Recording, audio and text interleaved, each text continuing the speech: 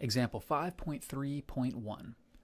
Setup for this one says, you are looking to purchase a commercial real estate property on which to operate a retail store.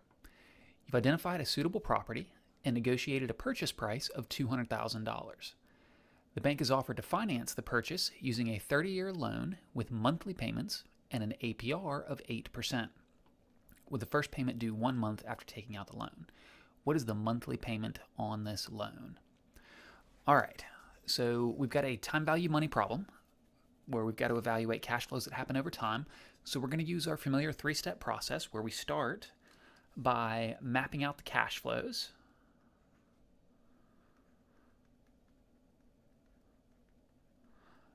And once we've mapped out the cash flows, we will use that timeline to identify the type of cash flow that we're looking at in step 2. And once we know what type of cash flow we're looking at, then we know in step 3 what tools are available to evaluate that type of cash flow, and we can solve for the variable we need to solve for. So let's start by mapping this guy out.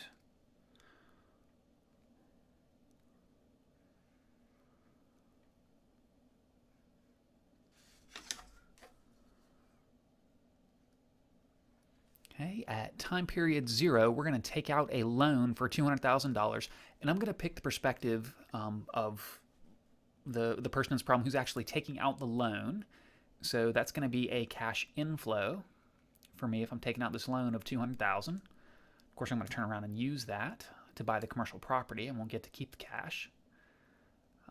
But in terms of this problem, I am going to get a cash inflow of $200,000. And after I receive that, I promise to make some monthly payment over the next 30 years. And that's going to be a cash outflow for me. So 1 month after I take out the loan, I'll have some cash outflow. So I'm just going to say minus PMT for payment. A month after that, I'll make the same payment again. And then we'll just do our squiggly line here and ellipses to say this pattern continues out to how many total periods do we have here? Now, this is going to be a little bit different than we've encountered before now, because in chapters 3 and 4, all of our problems involved cash flows that happened once per year. And our tick marks on our timeline were annual. It was everyone marked the end of a year. Well, with this one, we've got monthly cash flows, so each tick mark is actually marking the end of a month. This first tick mark is marking the end of month 1. The second tick mark is marking the end of month 2. So my final tick mark out here is going to be the last payment that I make at the end of the final month. Now, it is a 30-year loan, and we are making 12 payments. Sorry, 30-year loan, and we're making 12 payments per year on that because we're making monthly payments. Of course, they're 12 months per year.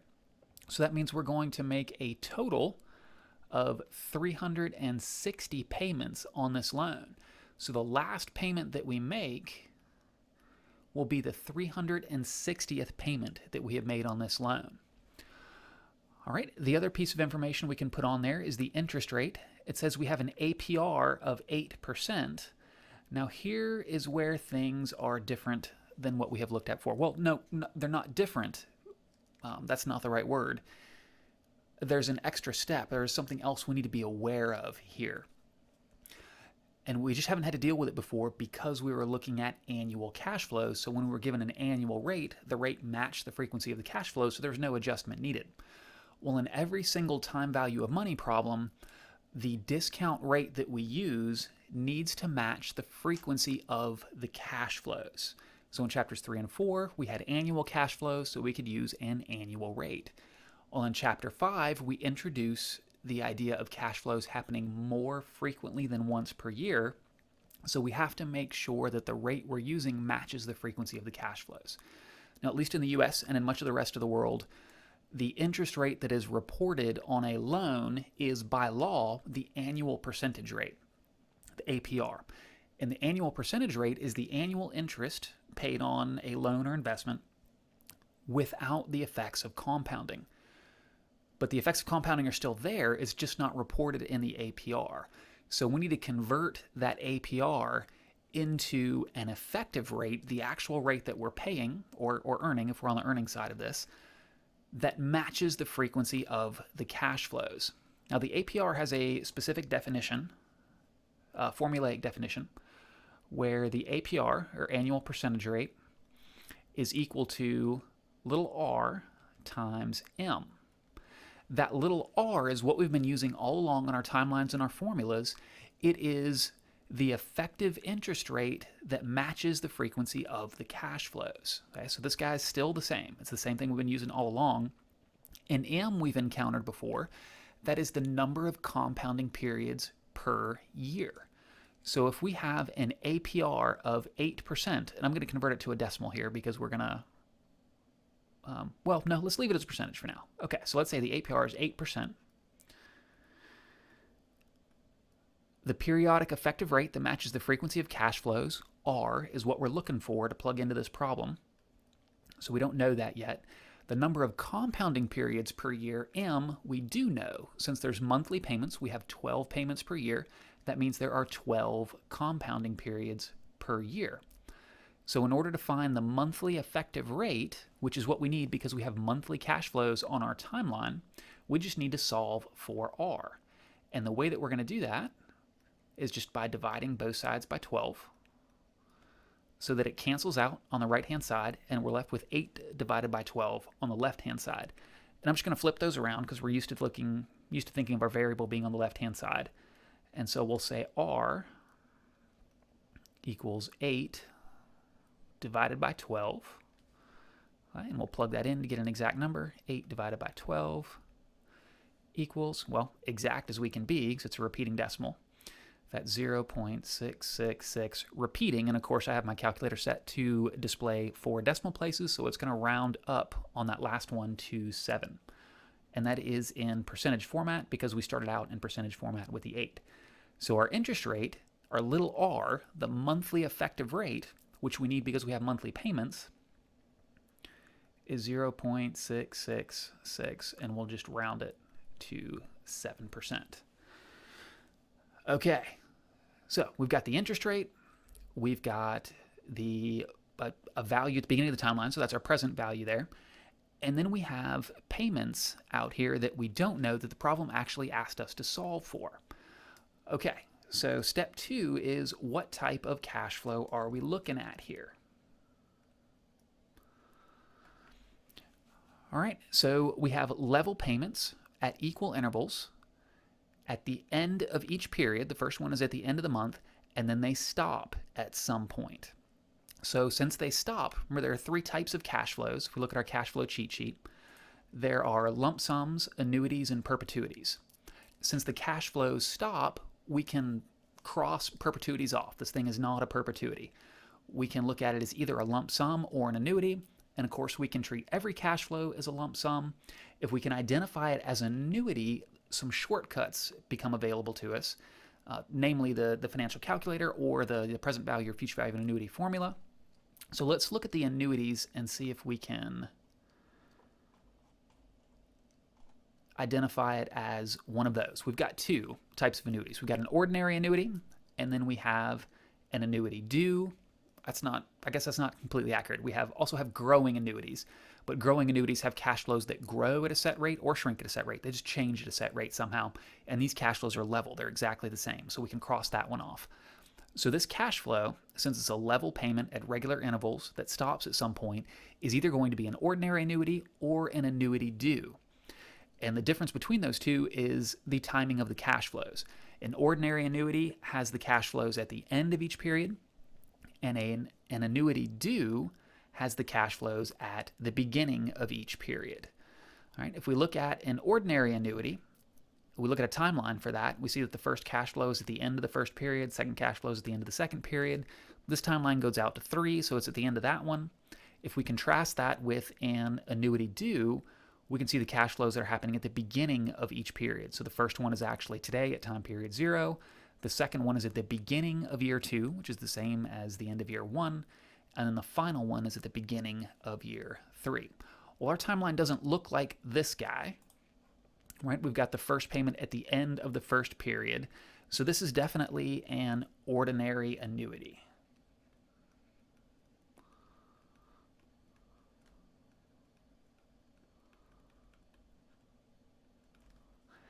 And identifying the cash flow type is important because that tells us what tools are available to us with which we can use to solve this problem.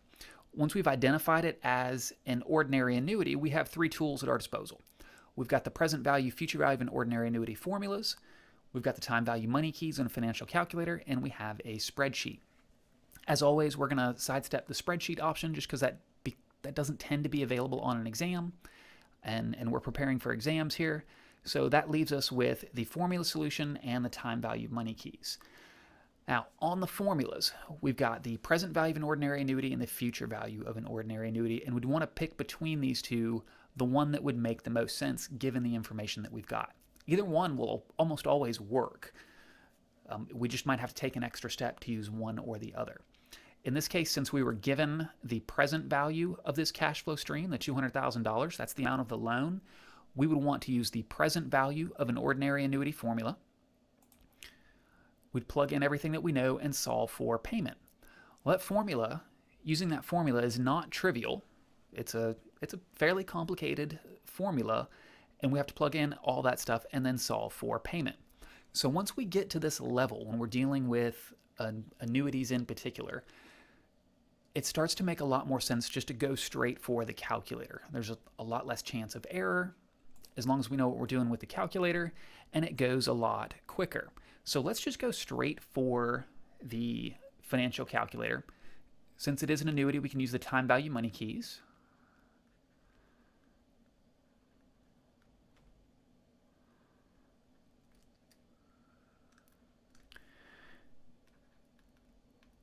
And the way I like to work problems when I'm using the time value money keys is to write out the variables in my notes and actually write out what I'm putting on each key so that if something goes wrong, I can easily see what I've done and go back and see what I need to change if there's an error.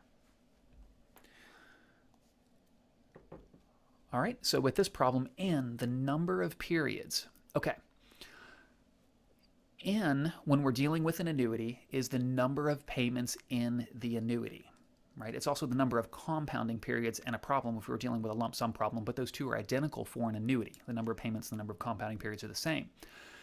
So with this one, it is a 30-year loan, so the payments are going to be made over 30 years, but there are 360 of those payments. So we're going to put 360 on N.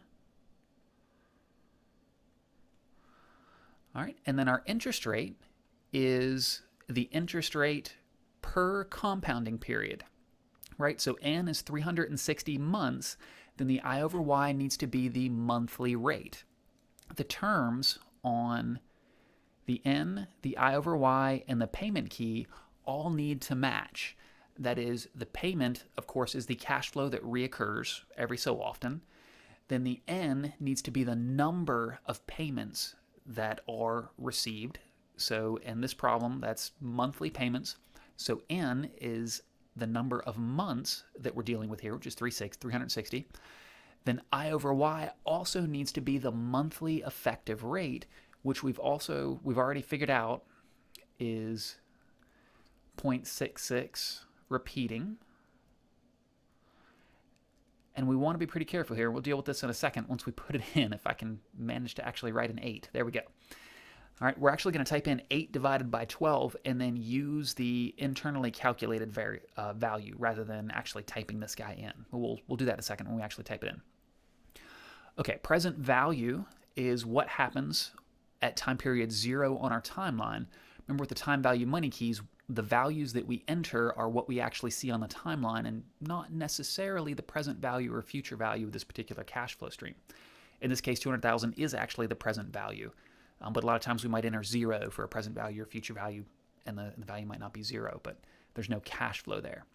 In this case, we're just going to enter the cash flow here. That's a cash inflow of $200,000 if we're looking at it from the perspective of the borrower. So that's going to be a positive $200,000. Payment is what we're looking for, so I'm going to put a question mark there. And then future value is, again, what we're putting here is not necessarily the future value of this annuity. It has a future value and it's not 0, but we're going to put a 0 here because what we're entering is what actual cash flow happens at the point on the timeline this is referring to. And future value refers to the end of the timeline, what cash flow happens out at the end here. And of course, there is a cash flow, there's a payment there, but that is taken care of on the payment key. What we would put on the future value key is any additional cash flow over and above the payment that is already going to be on the payment key. In this problem, there isn't anything there. For example, on this one, that would be like a balloon payment at the end of the loan and an extra amount of principal we would throw in.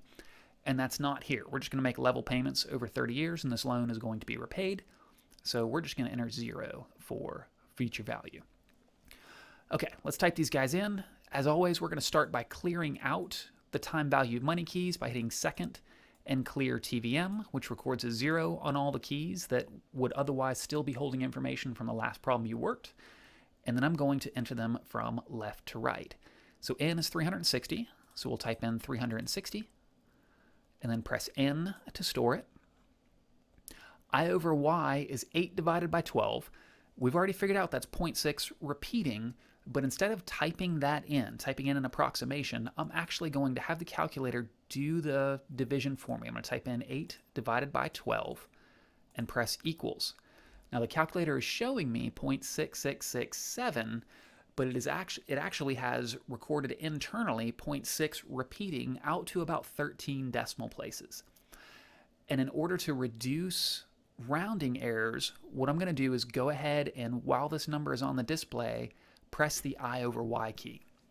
And when I do that, it records the full 13 decimal version of that number, which is going to greatly reduce the amount of rounding error that we're dealing with here. All right, present value is 200,000. So I'm going to type in 200,000, press the present value key. Payment's what we're looking for, so I'm going to skip over that. Future value is 0, so I'll type in 0 future value. All right, we've got 4 of the 5 variables entered, so the calculator can solve for the 5th, which is payment, and we'll do that by hitting compute payment. All right, and we are going to get a minus $1,467 and roughly 53 cents. Now that minus sign is not making a comment on the value of this payment. It's tracking the relative direction of the payment relative to the other cash flows. So since that 200,000 we've recorded as a cash inflow because we received that money on the loan, then the payment that we're going to have to make on it is going to be a cash outflow for us. So we're going to have to pay $1,467.53 per month in order to satisfy this loan. We'll have to do that over the next 360 months. All right, so that is the answer we were looking for. Our payment per month is $1,467.53.